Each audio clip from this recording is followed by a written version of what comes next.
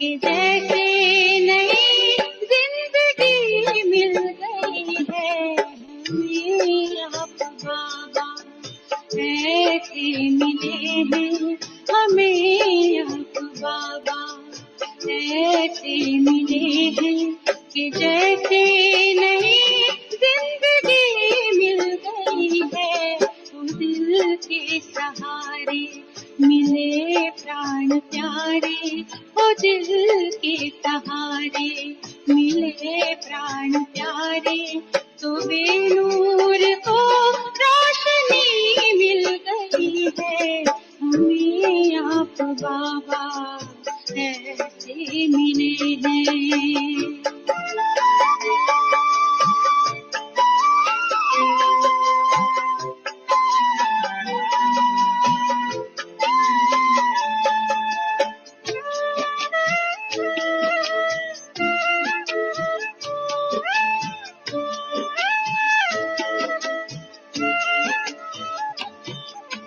कहने को भगवान को मानते थे, कब कहना भगवान की मानते थे।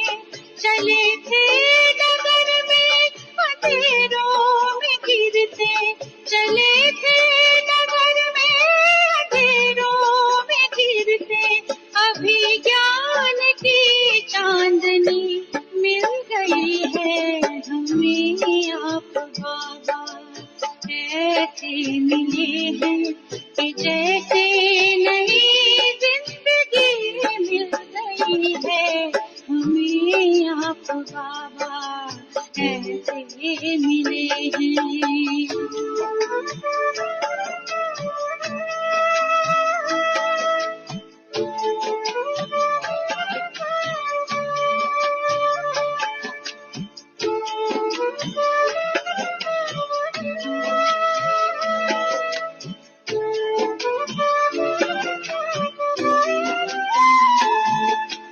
उजली किरण है, उजली है राहें, उजले गगन में लगी है निगाहें, निर्मल बने तन मन हम तर गए हैं, निर्मल बने तन मन हम तर गए हैं, गंगा हमें पावनी मिल गई है हमें आप बाबा, ऐसे मिले हैं कि जैसे नई जिंदगी मिल गई है हमें आप बाबा, ऐसे मिले हैं।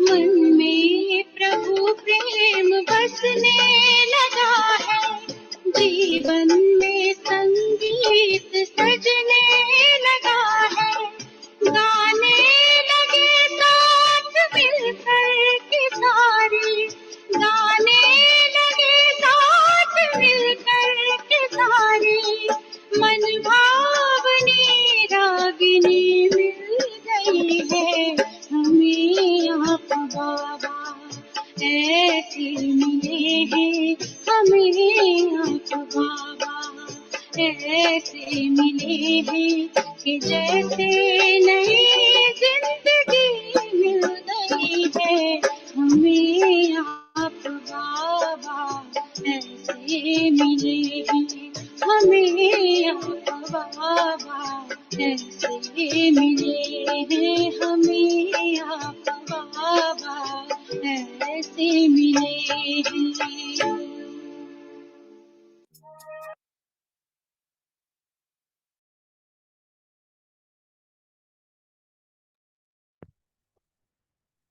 ओम शांति। ओम शांति। आज हमारे साथ ज्ञान सरोवर से अर्जुन भाई जुड़े हैं, वो हमें योग भी कराएंगे और मुरली भी सुनाएंगे। Over to you, Arjun bhai. Okay. ओम शांति। सबसे पहले हम सभी आत्मा राजा बन करके भ्रकुटी रूपी सिंहासन पर विराजमान होंगे और स्वयं को देखेंगे। चमकती हुई मणि, बहुत तेजस्वी आत्मा,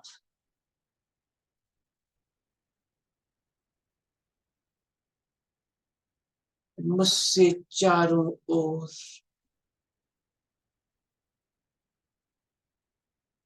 तेज प्रकाश फैल रहा है।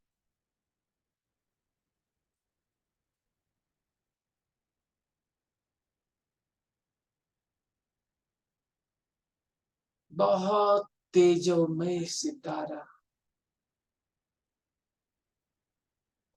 लाइट के शरीर में भ्रकुटी के बीच चमक रही हूँ।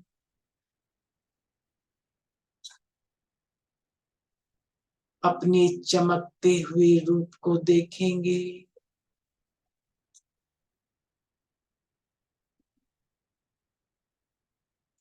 मैं आत्मा ऊपर से आई हूँ, इस शरीर में प्रवेश किया।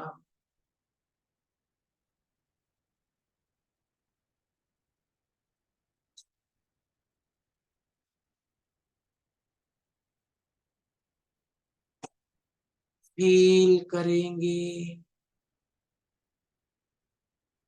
मैं बहुत पवित्र आत्मा, संपूर्ण पवित्र,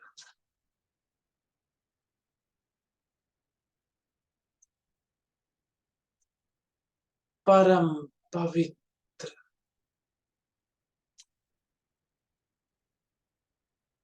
पवित्रता का सूर्य हूँ।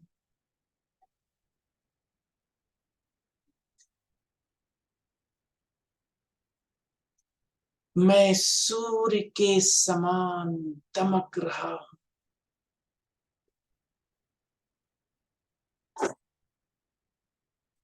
मुझसे चारों ओर पवित्रता की तेजस्वी किरणें फैल रही हैं।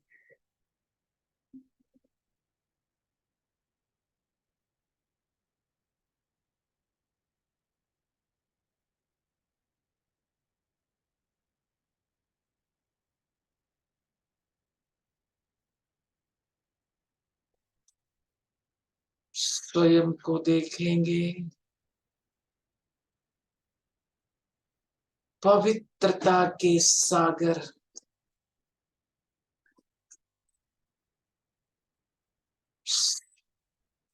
शिव बाबा से कंबाइन,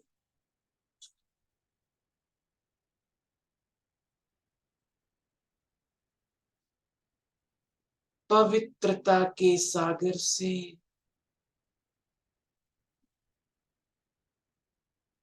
पवित्रता की अथाह किरणें मुझ में समा रही है।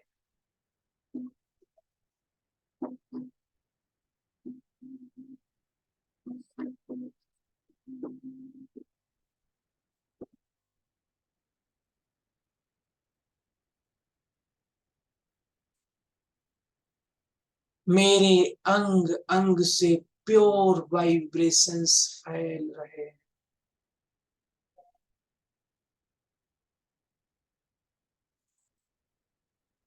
मैं इस देह में पवित्रता का अवतार हूँ।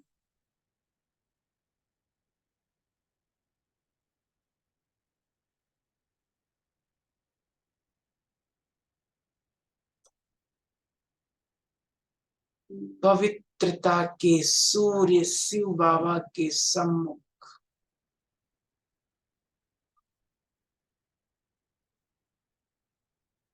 पवित्रता की अनंत शक्तियां मुझ में समा रही।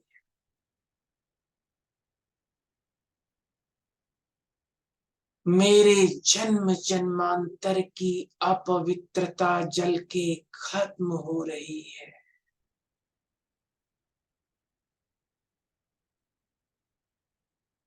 मैं बहुत बहुत शुद्ध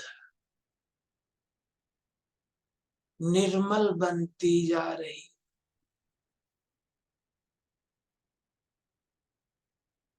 मैं संपूर्ण निर्विकारी विकारों के अंश और वंश से भी मुक्त। मेरे चारों ओर पवित्रता का प्रभा मंडल।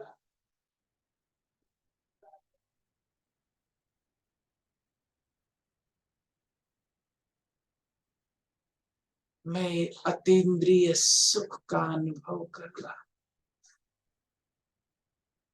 ओम शांति। तो हम सभी आज की मुरली को याद करेंगे। आज बाबा विशेष बोल के ऊपर अंडरलाइन करा रहे हैं कि बच्चे व्यर्थ बोल से, व्यर्थ और बोल से मुक्त बन करके बोल की एकानामी करो। आज बाबा विशेष व्यर्थ निगेटिव बोल से मुक्त होकर के बोल की इकोनॉमी कैसे करें, बोल की बचत कैसे करें, व्यर्थ बोल के कारण क्या होते हैं, उसका निवारण हम कैसे करें, बाबा ने इसके ऊपर विशेष अंडरलाइन कराई। बाबा ने बहुत अच्छी बात कही कि अगर फरिश्ताई स्थिति का अनुभव करना है तो पहले अपने बोल के ऊपर संयम रखो, बोल के ऊपर अटेंशन रखो। अगर हमने अपने बोल के ऊपर ही विजय नहीं पाई तो हम माया जीत, प्रकृति जीत, कर्मेंद्रिय जीत क्या बनेंगे।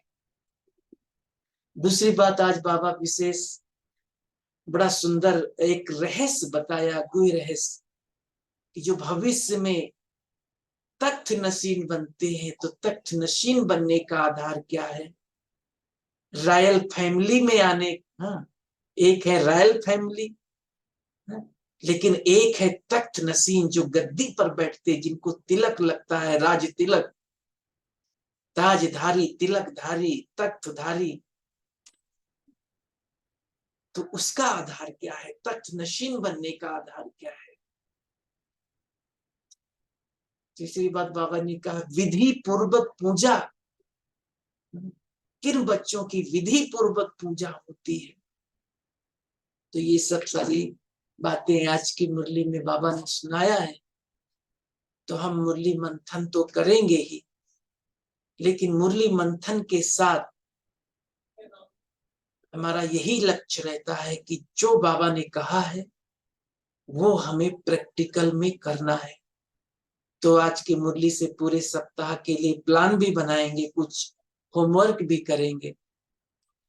तो याद करते हैं आज की मुरली। आज बाबा हमें किस रूप में देख रहे थे कि मेरे बच्चे पूर्वज हैं। बाबा हमें पूर्वज भी हैं तो कल्प वृक्ष की चैतन्य जड़ें हैं, आधार हैं, फाउंडेशन है। अब सोचिए बाबा हमें किस नजर से देखता है, कितनी ऊंची नजर से देखता है। पूर्वज माना बाबा ने कहा एक बड़े, जैसे घर के पूर्वज होते, घर के बड़े होते हैं तो अपने परिवार का ध्यान रखते हैं ना। बड़े जो घर के बड़े होते हैं परिवार में हर प्रकार की चीजों का ध्यान रखते हैं। ऐसे हम विश्व के पूर्वज हैं। तो विश्व के पूर्वजों को विश्व के लिए क्या ध्यान रखना है, विश्व की आत्माओं के लिए हमें क्या ध्यान रखना है। विश्व की आत्माओं का दुख दर्द मिटे, विश्व की आत्माएं उनका जीवन खुशियों से सुखों से भरपूर हो, शांति से भरपूर हो, आनंद से भरपूर हो। विश्व की आत्माएं अपने पिता परमात्मा को पहचाने, उनसे संपूर्ण वर्षे के अधिकारी बने। तो बाबा कितने नशे की पॉइंट याद दिला रहे हैं, बच्चे तुम विश्व के पूर्वज हो, इस कल्प वृक्ष के आधार हो, फाउंडेशन हो, नींव हो। कितनी नशे की बात। यदि एक नींव हिल जाए, आधार ही हिल जाए, तो बिल्डिंग कब तक ठहर सकेगी। एक पेड़ का जो जड़ है वही हिल जाए तो पेड़ कब तक खड़ा रहेगा। तो बाबा ने कहा अपने आप को देखो, बाबा ने कहा तुम इस सृष्टि रचता की पहली पहली रचना हो। आदि में आने वाली आत्मा है ना, सतयुग के आदि में आने वाली आत्मा, और लोग बाद में आते हैं, तो बाद में आने वाले के हम क्या हो गए, आधार हो गए। तो हम सृष्टि रचता की पहली रचना है, पूर्वज हैं, पूज्य हैं, फाउंडेशन है, आधार है, नींव है। देखिए आपने नोट किया होगा, बाबा की जब मुरली चलती है तो बाबा की मुरली में बाबा की 3 संबंध होते हैं। पहले तो बाबा बाप के रूप में बच्चों का उमंग उत्साह नशा, उमंग उत्साह से भरपूर करता है, नशा चढ़ाता है। और उसके बाद टीचर के रूप में शिक्षा देते हैं बाबा। पहले शिक्षा नहीं देते, ये हमें सीखना है। किसी को अगर समझाना, शिक्षा देना, तो पहले उसके उमंग उत्साह को बढ़ाओ, उसकी विशेषता को याद दिलाओ, तब आपकी शिक्षा स्वीकार करें। फिर बाबा टीचर के रूप में शिक्षा देते हैं और लास्ट में सतगुरु के रूप में, है ना, वरदान देते हैं, उमंग, है ना, योग, अच्छा बच्चे, है ना, मन मना भव की स्थिति में स्थित कराते हैं। तो अभी बाबा हमें पहले हमारे उमंग उत्साह को बढ़ा रहे हैं, है ना, कि तुम बच्चे अपने आप को जानो, अपने आप को पहचानो, तुम हो कौन। तो बाबा ने कहा इतना नशा, इतना खुशी, इतना उमंग उत्साह रहता है कि मैं कल्प वृक्ष का जड़ हूँ, चैतन्य जड़ हूँ, पूर्वज हूँ, धर्म स्थापकों का भी पूर्व। धर्म स्थापक तो द्वापर युग से आएंगे, हम सतयुग की आदि से, तो उनके भी तो पूर्वज हो गए। तो जैसे बाप ऊंचे ते ऊंचा है, ऐसे हम उसके बच्चे भी ऊंचे थे ऊंचे। फिर बाबा आगे याद दिला रहे हैं, बाप के बच्चे बनना अर्थात बच्चे बनना माना बचना। कितना सुंदर, बच्चे बन गए माना माया से बच गए। माया से बचे हैं ना। तो बाबा ने कहा वर्तमान समय माया भी अपना भिन्न भिन्न रूप, भिन्न भिन्न चक्रव्यूह, चक्रव्यूह होता है ना, भिन्न भिन्न चक्कर में भिन्न भिन्न रूप बनाती। तो बाबा ने बड़ा सुंदर कहा, जिसे आजकल एक फैशन है कि अपना मुखौटा ऊपर से भिन्न भिन्न रूप का मुखौटा पहन करके दिखाते हैं। तो बाबा ने कहा माया भी भिन्न भिन्न रूप अपना बनाती, वो भी भिन्न भिन्न, कभी कागज का शेर बन जाएगी, कभी कुत्ता बन जाएगा, कभी बिल्ली बन जाएगा। अच्छा उसकी हम कागज के से है कागज का शेर, लेकिन हम उसके उस रूप को देख करके घबरा जाते हैं, माया आ गई, बड़ी परिस्थिति आ गई, बड़ी समस्या आ गई। फिर बाबा याद दिलाते रहे, बच्चे ये तो कागज का शेर है, ये केवल इसका मुखौटा है, इसने रूप बनाया है। तो बाबा हमें याद दिलाते, बच्चे तुम तो सर्वशक्तिवान बाप के बच्चे हो, है ना, तुम्हें माया के, है इस रूप से, है ना, हम माया के एक रूप से समझो विजयी हुए तो दूसरा रूप बनाएगी, दूसरा रूप से विजयी हुए तो तीसरा बनाएगी, तीसरा रूप से विजयी हुए तो, हाँ, माया कोशिश करेगी। लेकिन हम जब अपने सूक्ष्म स्वरूप में स्थित रहेंगे, बिंदु स्वरूप स्थिति में रहेंगे, तो माया के भिन्न भिन्न रूपों को पहचान सकेंगे और उसके ऊपर सहज विजयी बन सकेंगे। तो माया के भिन्न भिन्न रूपों को पहचानना है और उसके ऊपर विजयी बनना है। फिर बाबा तख्त नसीन जो बनते हैं भविष्य में, उनका बता रहे हैं बहुत सुंदर।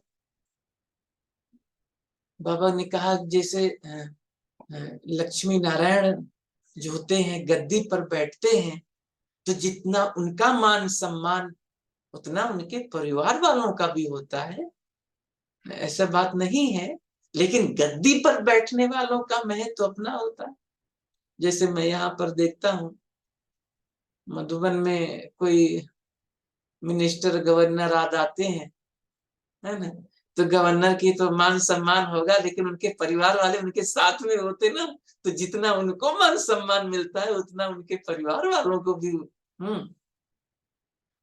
लेकिन हाँ, पोस्ट का अपना ही महत्व होता है। तो बाबा ने तख्त नसीन अब अपने आप से मिलाएंगे, देखेंगे जो आज बाबा ने बताया तख्त नसीन की विशेषता, वो हमारे अंदर कहां तक है। बाबा ने कहा जो भविष्य में तख्त नसीन बनने वाली आत्मा है, वो वर्तमान में परमात्म दिल तख्त पर बैठती है, सदा सदा और सहज, सदा परमात्म दिल तख्त पर रहती है। अब हमें देखना अपने आप को, अगर हमें परमात्म भविष्य में तख्त नसीन बैठना है, तो हमें वर्तमान में परमात्म दिल तख्त पर बैठना होगा। और भगवान के दिल तख्त नसीन कौन बनती है? परमात्म दिल तख्त नसीन बनने के लिए उसके दिल के ऊपर बैठ, उसके दिल में बैठना माना, उसकी याद हमारे दिल में सदा समाई रहेगी। तो परमात्म दिल रूपी तख्त पर बैठना है तो क्या करना, इसके ऊपर करेंगे चिंतन। हम जितना प्योर होंगे, है ना, जितना हम आज्ञाकारी होंगे, वफादार होंगे, फरमानबरदार होंगे, रूहानियत में रहेंगे, आत्मिक स्थिति में रहेंगे, है ना, जितना हम लाइट होंगे, बिंदु स्वरूप बन करके रहेंगे, फरिश्ता बन करके रहेंगे, तभी तो उसके दिल में बैठेंगे। जो भगवान को अपने दिल में समाएगा वही भगवान के भी दिल तख्त पर बैठ सकता है। तो भगवान हमारे दिल में समाए तो हमारा दिल कैसा होना चाहिए? हमारा दिल बहुत स्वच्छ, साफ, पवित्र, निर्मल, तभी तो हम परमात्मा दिल तख्त पर बैठ सकेंगे। इसलिए एक बार बाबा ने बहुत सुंदर बात कही कि यदि आपसे कोई पूछे भगवान कहाँ रहता है, तो नशे से उत्तर दो, वो हमारे दिल में रहता है और हम उसके दिल में रहते हैं। भगवान को हमारा ही दिल पसंद है। तो तख्त नसीन बनने के लिए बाबा ने कहा परमात्म दिल तख्त पर विराजमान। दूसरी बात बाबा ने कहा संपूर्ण पवित्रता, संकल्प मात्र भी, स्वप्न मात्र भी अपवित्रता टच न करे, तब हम भगवान के दिल रूपी तख्त पर बैठ सकते हैं। अब देखें ऐसी है हमारी स्थिति। संकल्प मात्र भी अपवित्रता, अपवित्रता क्या है? व्यर्थ, निगेटिव, अगर हमारा व्यर्थ, बाबा ने तो व्यर्थ निगेटिव दूर की बात बोल दी, बाबा ने यहां तक कह दिया साधारण संकल्प चलना ये भी अपवित्रता। संपूर्ण पवित्र आत्माएं साधारण संकल्पों से भी ऊपर उठ जाती हैं, इतने पवित्र। उनका हर संकल्प बहुत शुद्ध, श्रेष्ठ, शक्तिशाली, समर्थ, शुभ भावनाओं से भरपूर। तो ऐसे हम हैं। इसी प्रकार तीसरी बात बाबा ने कहा, चारों ही सब्जेक्ट में तख्त नसीब बनने के लिए चारों ही सब्जेक्ट में अच्छे मार्क्स, अच्छे मार्क्स माना 100% मार्क्स, पास विद ऑनर। ऐसे नहीं एक सब्जेक्ट में हमने 100% ले लिया, दूसरे सब्जेक्ट में फेल हो गए, है ना। चारों ही सब्जेक्ट में हमारा, है ना, ज्ञान, योग, धारणा, सेवा, चारों ही सब्जेक्ट में हमारा सुंदर संतुलन रहता है, बैलेंस रहता है।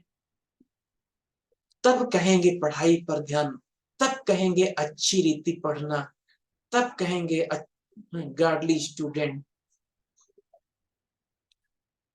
इसी प्रकार बाबा ने कहा तख्त नशीन बनने के लिए, है ना, स्नेही, सहयोगी, सबके प्यारे होंगे, सबका सम्मान प्राप्त करेंगे, वर्तमान में ही सब स्वीकार कर लेंगे उनको। बहुत महान आत्मा है, बहुत विशेष आत्मा है, सब दिल से उसको प्यार करेंगे। किसी के दिल के ऊपर विजय, है ना, प्राप्त करना, किसी के दिल को जीत लेना, दिल को जीतने वाली आत्माएं ही तख्त नशीन बनते हैं।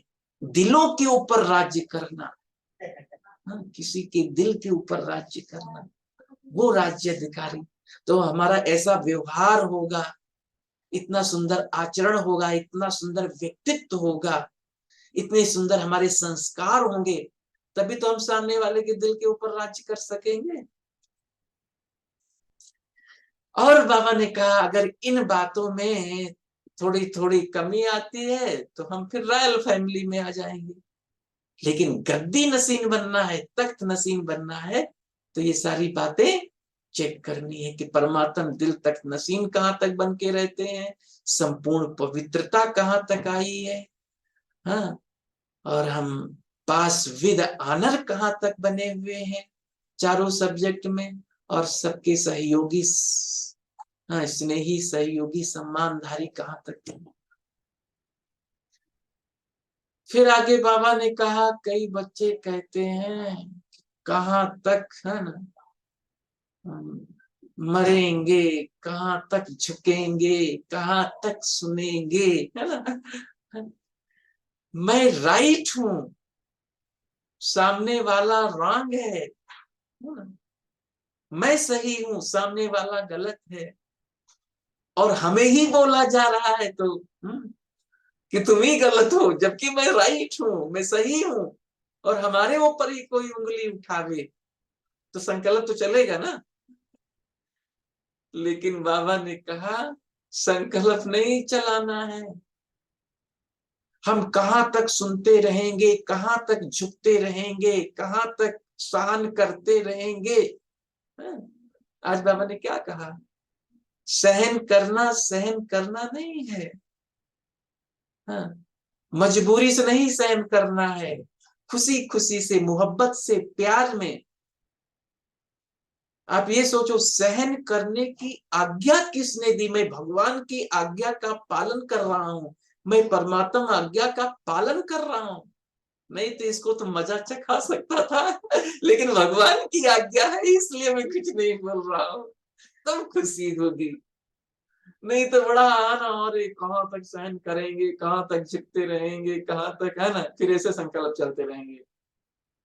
लेकिन अगर ये सोचेंगे कि नहीं ये परमात्मा आज्ञा है, ईश्वरीय आज्ञा है, तब सहन करना, हाँ।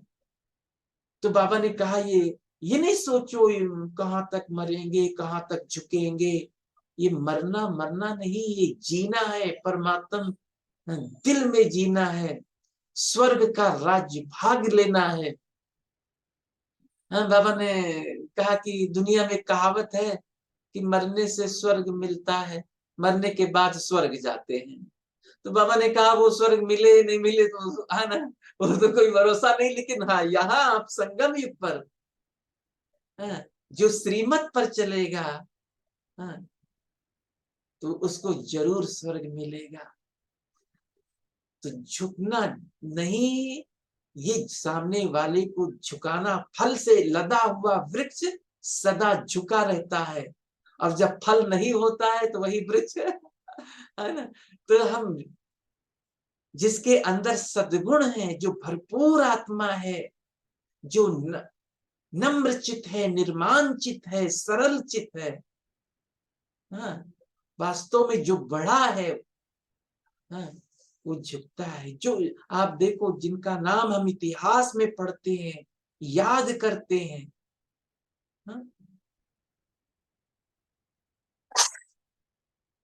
तो वो झुकते हैं ना, उनके अंदर वो विशेषता थी ना। तो बाबा ने कहा ये नहीं सोचना है कहाँ तक झुकते रहेंगे, मरते रहेंगे, ये मरना नहीं, लेकिन चारों सब्जेक्ट में नंबर आगे लेना है, परमात्मा दिल तक पर जीना है। नहीं तो कई कई बार आता है, अरे कहाँ तक सुनते रहेंगे, कहाँ तक। एक बार तो इसको भी सुना दिया जाए, 10 बार तो हमने सुना, कहाँ तक सुनता रहूंगा, एक बार इसको मजा चखा ही दिया जाए, नहीं तो इसकी तो आदत ही पड़ जाएगी रोज सुनाने की। एक बार इसको ऐसे मजा चखा दो कि दोबारा ये फिर बोल रहे ऐसे ऐसे हमारे संकल्प। तो ये संकल्प नहीं आए, नहीं, परमात्मा श्रीमत पर हम चल रहे हैं। तो फिर आगे बाबा ने पूज्य बनने की बहुत सुंदर विधि बताते हुए कह रहे हैं कि जो पूज्य बनते हैं, पूज्य बनने का आधार क्या है? पूज्य बनने का भी आधार है वर्तमान समय हम कितना श्रीमत प्रमाण अनुसार चले, कितना विधि पूर्वक चले। जब आज हम विधि पूर्वक चलते हैं, श्रीमत पर विधि पूर्वक चलते हैं, तो भक्ति मार्ग में हमारे जड़ मूर्तियों की विधि पूर्वक पूजा होती है। देखो आज अगर हम मुरली में नींद करते हैं, कुछ सुना कुछ नहीं सुना, योग किया, योग में बैठे हैं, कुछ नींद कर रहे हैं, झुटका मार रहे हैं,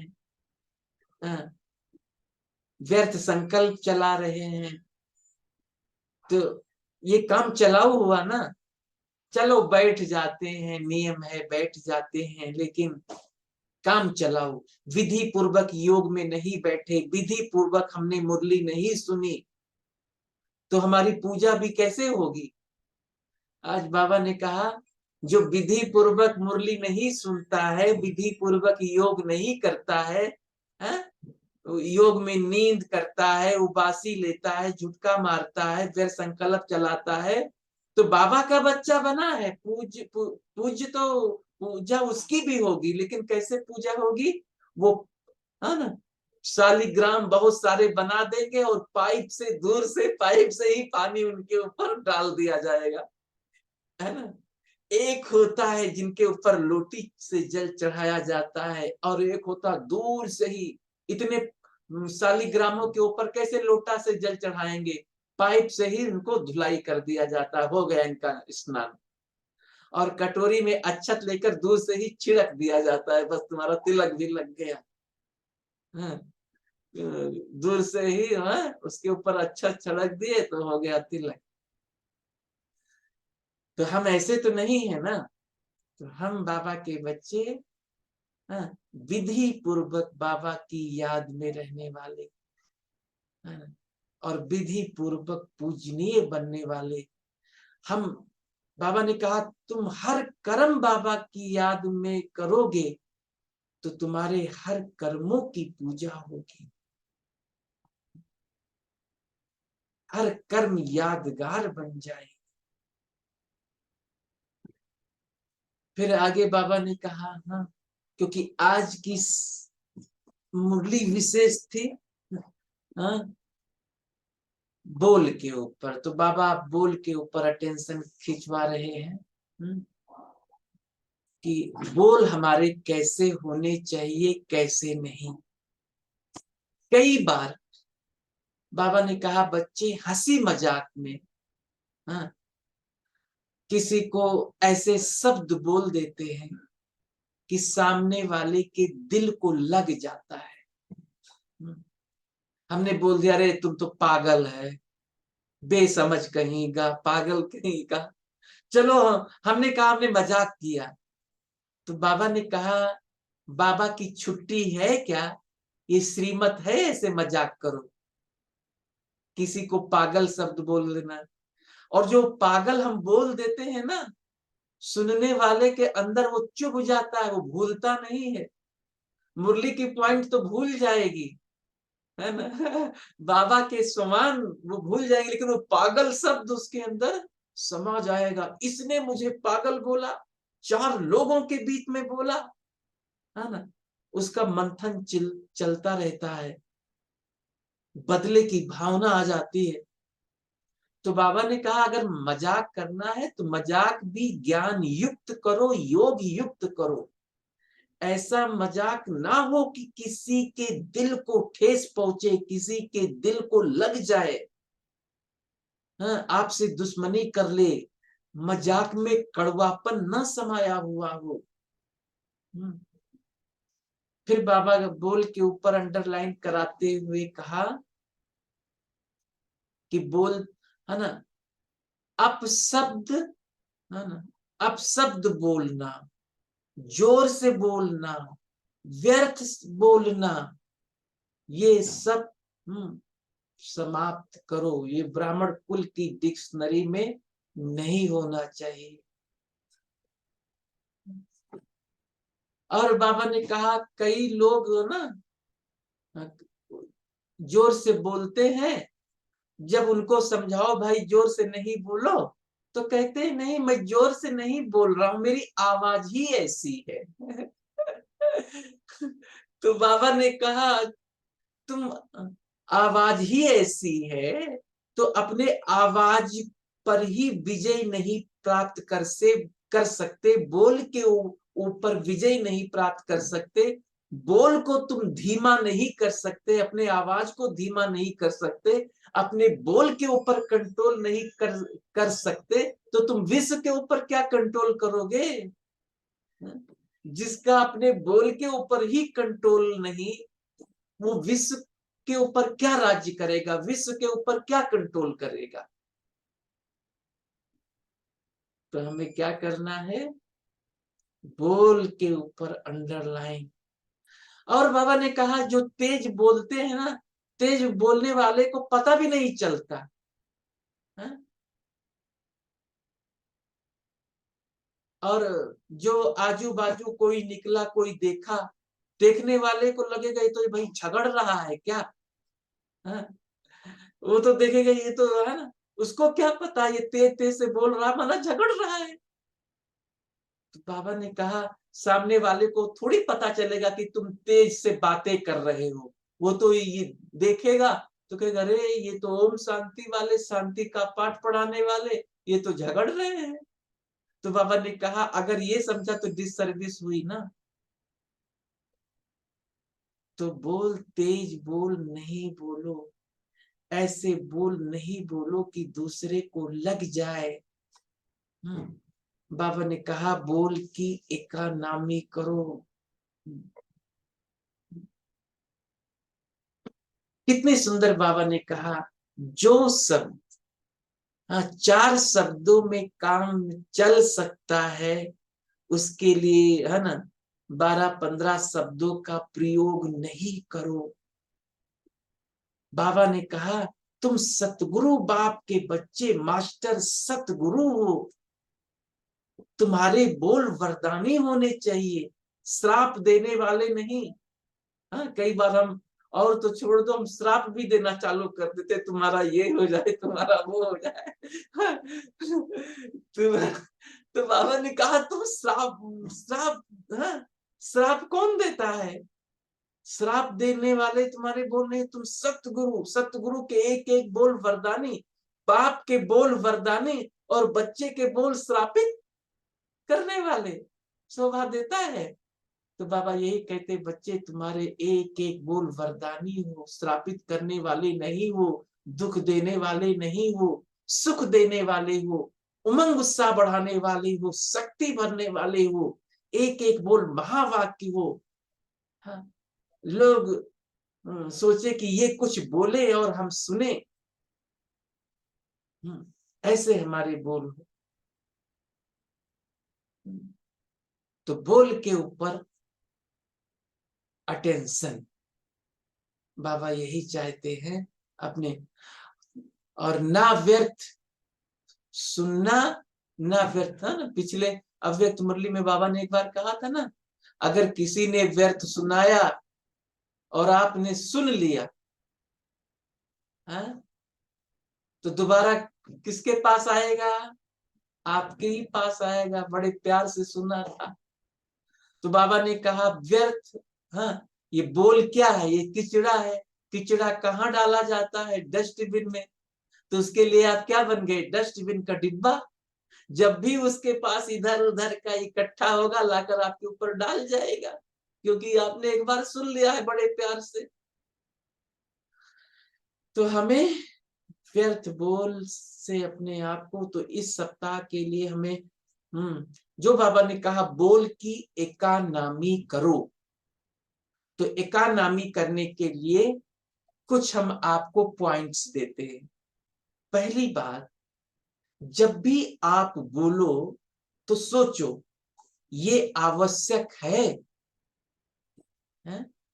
अगर आवश्यक नहीं है, अनावश्यक है, व्यर्थ है, तो हमें नहीं बोलना है। सोचो जो मैं बोल रहा हूं, इस बोल से हमारे लिए और सामने वाले के लिए कुछ फायदा है? अगर हमारा भी समय व्यर्थ जाए, उसका भी समय व्यर्थ जाए, ऐसे बोल हमें नहीं बोलना है। क्या हमारे बोल ब्रह्मा बाप समान हैं?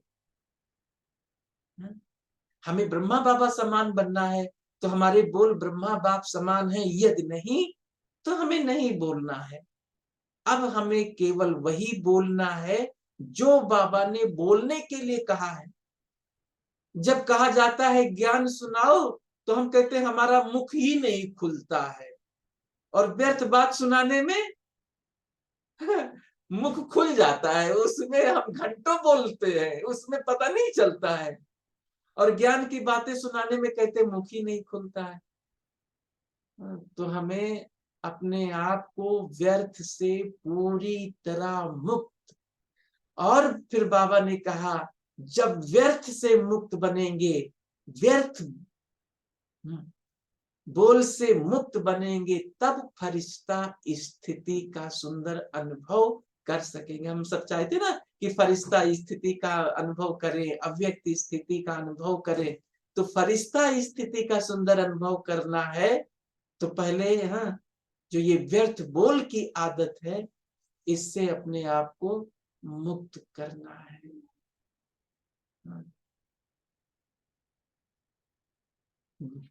फिर आगे बाबा ने क्या कहा? वरदान, लौकिकता को अलौकिकता में परिवर्तन कर घर को मंदिर बनाने वाले आकर्षण मूर्त भव। तो बाबा ने बहुत सुंदर बात बताई कि आप जब हर लौकिकता को अलौकिकता में परिवर्तन करेंगे, हम अलौकिक हैं, इस लोक की तरह नहीं, दुनियावी मनुष्यों की तरह नहीं, उनकी तरह हमारा बोल, उनकी तरह हमारा सोच, उनकी तरह हमारा कर्म नहीं। हम अलौकिक हैं, हम फरिश्ते हैं। तो जब बाबा ने कहा अलौकिकता में रहोगे तो घर आपका मंदिर बन जाएगा। जब आप रूहानियत में रहेंगे, जब आप संपूर्ण पवित्रता की स्थिति में रहेंगे, तब घर आपका मंदिर बन जाएगा। आपके घर से पवित्रता की खुशबू फैलेगी। तो सदैव हम ये स्मृति में रहें कि हम चैतन्य मूर्ति हैं। इस घर रूपी मंदिर में एक हमारा घर भी मंदिर हो और एक ये शरीर भी हमारा घर मंदिर है। इस शरीर रूपी घर के मंदिर के अंदर हम मूर्ति हैं। हाँ, स्थूल रूप में घर को भी मंदिर बनाना है और इस स्थूल शरीर को भी मंदिर बनाना है। तो जब आपका घर मंदिर बन जाएगा तो घर आपका स्वर्ग बन जाएगा। आपके घर में लोग आएंगे तो उनका मन शांत हो जाएगा, उनका चित्त शांत हो जाएगा, वो संपूर्ण पवित्रता की अनुभूति करेंगे, उनका मन एकाग्र हो जाएगा। तो घर को मंदिर बना करके संपूर्ण पवित्रता की स्थिति का अनुभव करना है। लेकिन घर मंदिर बनाने के लिए पहले अपने अंदर मंदिर बनाना है। हमारे अंदर मंदिर, इतनी स्वच्छता, इतनी पवित्रता, इतनी निर्मलता। अच्छा, और आगे बाबा ने क्या कहा? मन बुद्धि को दृढ़ता से एकाग्र कर लो। मन बुद्धि को दृढ़ता से एकाग्र कर कमजोरियों को भस्म करने वाले ही सच्चे योगी हैं। सच्चा योगी, कितना सुंदर बाबा ने निशानी बताई कि मन बुद्धि से दृढ़ता, मन बुद्धि को दृढ़ता से एकाग्र कर। और जब हम पूरी एकाग्रता, हमारी मन बुद्धि पूरी तरह से शिव बाबा में एकाग्र हो जाएगी, तो हमारे जो पुराने संस्कार हैं, पुरानी आदतें हैं, वो सब खत्म हो जाएगी। कई बार हम कहते हैं ना, क्या करें, ये मेरे पुराने संस्कार हैं, पुरानी आदत है। तो हम क्योंकि हम योग में बैठते हैं, लेकिन वो योग में जो एकाग्रता होनी चाहिए, जो परमात्म शक्तियां हमारे अंदर आनी चाहिए, वो नहीं होती। हम एकाग्रता का वो सुंदर अनुभव नहीं कर पाते। तो जब हमारी एकाग्रता होगी योग में, तब उसकी करंट आएगी। जब उसकी करंट आएगी, तब हमारे जीवन से परिवर्तन दिखाई पड़ेगा। तो एकाग्रता सुंदर आए, मन बुद्धि एकाग्र हो जाए, उसके लिए मन बुद्धि को शक्तिशाली बनाना जरूरी है। और मन बुद्धि शक्तिशाली बने, उसके लिए जो बाबा कहते हैं, ज्ञान का चिंतन करो, 5 स्वरूपों की एक्सरसाइज करो, भिन्न भिन्न जो बाबा ने ड्रिल बताए हैं वो करेंगे, तो मन बुद्धि हमारी सहज एकाग्र हो जाएगी। और उस एकाग्रता से हम अपने पुराने संस्कार को सहज ही खत्म कर सकेंगे। तब कहेंगे सच्चे योगी आत्मा। तो आज की मुरली से हम पूरे सप्ताह के लिए प्लान बनाएंगे, एक सम्मान लेंगे, मैं पूर्वज हूं और पूज्य हूं। पूरे सप्ताह पूर्वज और पूज्य के स्वमान में रह करके उस नशे में रहेंगे, उस खुशी में रहेंगे, स्वयं भी स्वमान में रहेंगे और दूसरों को भी स्वमान की नजर से देखेंगे। मैं पूज्य आत्मा हूं। तो पूज्य आत्माओं की क्या निशानी होती है? मैं पूर्वज हूं, तो पूर्वज आत्माओं की क्या निशानी होती है? इसके ऊपर चिंतन करेंगे। और साथ ही बोल, जो आज बाबा की विशेष, आज की मुरली में बाबा ने विशेष जिसके ऊपर मुरली चली कि बोल की इकानामी करो। तो कैसे करेंगे इकानामी? बोल को हम कैसे बचाएंगे? कैसे हमारा बोल व्यर्थ से बचे? उसके ऊपर भी आप चिंतन करेंगे। तो हमारी यही भावना है कि आप सदा ही सच्चे योगी बन करके, आकर्षण मूर्त बन करके रहें, परम पवित्र बन करके रहें, पवित्रता के वाइब्रेशन सदा फैलते रहें, पूर्वज और पूज्य बन करके सारे विश्व की आत्माओं की पालना करते रहें। इन्हीं शुभ भावना के साथ आप सभी का एक बार फिर से बहुत बहुत धन्यवाद। Thank you. ओम शांति। ओम शांति।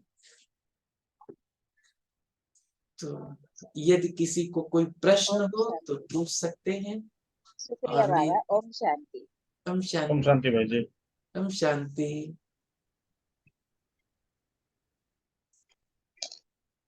नहीं तो भाई फिर मैं हम, पूछ सकती हूँ आज का मुझे क्वेश्चन? हाँ जी एक क्वेश्चन आपसे पूछना चाहती हूँ। जी पूछिए। जी भाई एक मिनट वो हमारा घर का टीवी थोड़ा चल रहा है, मैं बंद कर देती हूँ। जी भाई जी, बाबा जो आज बोली ना, ये जो छोटे को भी ज्यादा मरना पड़ता है, एक लाइन बोले ना बाबा, जो छोटी आँख को जो वो बड़ों से भी सुनती है तो ये भी सुनती है। ये तो जैसे लौकिक के बात हो गया ना। तो आप थोड़ा विस्तार से समझा देंगे तो हमारा थोड़ा डाउट हाँ, क्लियर। क्या है, ये सेंटरों की बात बाबा ने बताया। हाँ हाँ अच्छा, छोटियां कहती हैं हमें, मतलब उनको मरना पड़ता है, कहाँ तक हम सुनेंगे। अभी तो हम बाबा के बच्चे बन गए, और है ना, कई बार ऐसी बातें, कुछ बातें हो जाती है ना, सेवाओं में नीचे ऊपर, और उनको उनकी दीदी ने उसको बोल दिया तो उसको फीलिंग आ जाती है कि मैं कहाँ तक। अच्छा, जो बड़े होते हैं, बड़ों को भी तो सुनना पड़ता है ना। तो जो जैसे इसमें बाबा ने कहा, वो बड़े बड़े कहते हैं कि हम कहाँ तक हमें सुनना पड़ेगा, और छोटियां बोलती हम कहाँ तक हमें मरना पड़ेगा। तो बाबा ने ये खास मुरली चलाई कि हाँ, वो उसमें कहे मैं कौन मरे। हाँ, मैं कहाँ तक मरूं। तो बाबा ने इसके ऊपर कहा कि ये अगर आप सुन लेते हैं किसी की झुक, है ना, तो क्या हमें लौकिक दुनिया में नहीं सुनना पड़ता, नहीं झुकना पड़ता। और भगवान के मार्ग में यदि हमने किसी का सुन लिया, सहन कर लिया, तो ये तो हमने भगवान के खातिर सुना, सहन किया, है ना। इसीलिए बाबा बार बार इसके ऊपर अंडरलाइन कराया कि ये मरना मरना, ये पता नहीं किसने स्टार्ट कर दिया ये शब्द। ये मरना नहीं है, ये तो बहुत विशेष आत्मा, शक्तिशाली आत्मा, महावीर आत्मा की निशानी है। ये भगवान के दिल के ऊपर जीना है। तो ये है। हाँ जी भाई जी, कई इसका बार ना मतलब छोटी है। छोटी बातों में फीलिंग आ जाता है, तो हमारे अंदर ये आता है। हाँ, तो हाँ हाँ, ये विशेष करके सेंटर, हाँ, कई बड़े नाजुक होते हैं, तो बाबा ने कहा इसमें नाजुकपना नहीं लाना है। जी लोग दुनिया में, लौकिक दुनिया में उनको भी कितना पोस्ट होता है, उनको भी सुनना पड़ता है, और आपने ईश्वरीय मार्ग में सुन लिया, सहन कर लिया, तो उसमें क्या बड़ी बात है। प्राप्ति कितनी बड़ी है, वो प्राप्ति हम सोचेंगे, सामने लाएंगे, तो ये छोटी, बहुत छोटी बातें लगेगी। ठीक है जी, इसका मतलब हमारे अंदर जो विकार है, जे जो अहम भाव है, जी मैं क्यों सुनूं, और मुझे क्यों बोले, तो ये हाँ जो भाव को बाबा मिटाने के लिए ऐसे बोले है ना भाई। हाँ, ये निकालने के लिए जो ये मैंपन आ जाता है ना, मैंपन, अभिमान, मैंपन, अभिमान ना, तो सूक्ष्म में तो आ जाता है ना। तो वो अपन बाबा ने वो, तो चाहे सेंटर की बात हो, चाहे और बीके भाई बहने, ये मना हर एक के लिए है कि कभी भी इस मैंपन में बाबा के बच्चे बने हैं, तो हमें श्रीमत के अनुसार चलना है। और बाबा ने कहा तुम राइट हो, नहीं, कई बार हमें अंदर में, हम सच है ना, हमें क्यों बोला जा रहा है, हम राइट है ना। तो बाबा ने कहा बच्चे तुम राइट हो, तो राइट को जिद करने की जरूरत नहीं है। सत्य सूर्य के समान है, असत्य रूपी बादल कितना भी ढकने की कोशिश करेंगे, लेकिन सत्य रूपी सूरज को असत्य रूपी बादल ढक नहीं सकते। उसकी चमक, भले कुछ सेकंड के लिए, कुछ मिनट के लिए बादल आ जाएंगे, लेकिन सूर्य सूरज ही होता है। तो इसलिए बाबा ने कहा, बाबा तो तुमको जानता है। बाबा ने कहा एक दिन आएगा तुमको सारे विश्व के आगे चमका दूंगा, लोग जाने या न जाने, लेकिन मैं तो जानता हूं, हमारे रजिस्टर में तुम्हारा पहला स्थान है। ठीक है ना? बढ़िया बात है, क्योंकि ये सब करने से हम धर्म के सब्जेक्ट में आगे जा सके, नहीं हीरा भाई हाँ, जी? इसी सब, तभी तो हमारा नंबर आगे जाएगा। अच्छा, हम हाँ, सहनशील हैं, बहुत सहनशील हैं, कैसे पता चलेगा? अगर कोई परिस्थिति आएगी नहीं, बातें आएगी नहीं, तो कैसे पता चलेगा? इस तरह तो हम बोलते रहे हम सहनशील हैं। सहनशीलता का तभी तो पता चलेगा कि अगर किसी ने आपको कुछ कहा और आपके मन में संकल्प नहीं चला, मन आपका शांत रहा, तब तो पता चलेगा हाँ सचमुच आप योगी आत्मा है, कि हर परिस्थिति में आपकी स्थिति समान रहती है। बढ़िया। ओके। आज तो मुरली भाई जी इतना मैंने रमणी के, बाबा ने बहुत ही रमणी की बात बोले हैं, और आपने तो और अच्छे तरह से पूरा समझा दिए है। शुक्रिया बाबा, आपको तो बहुत ही बहुत शुक्रिया। Thank you. शांति भाई जी। हम शांति। 1 मिनट बाबा को याद करके उठेंगे। ओके।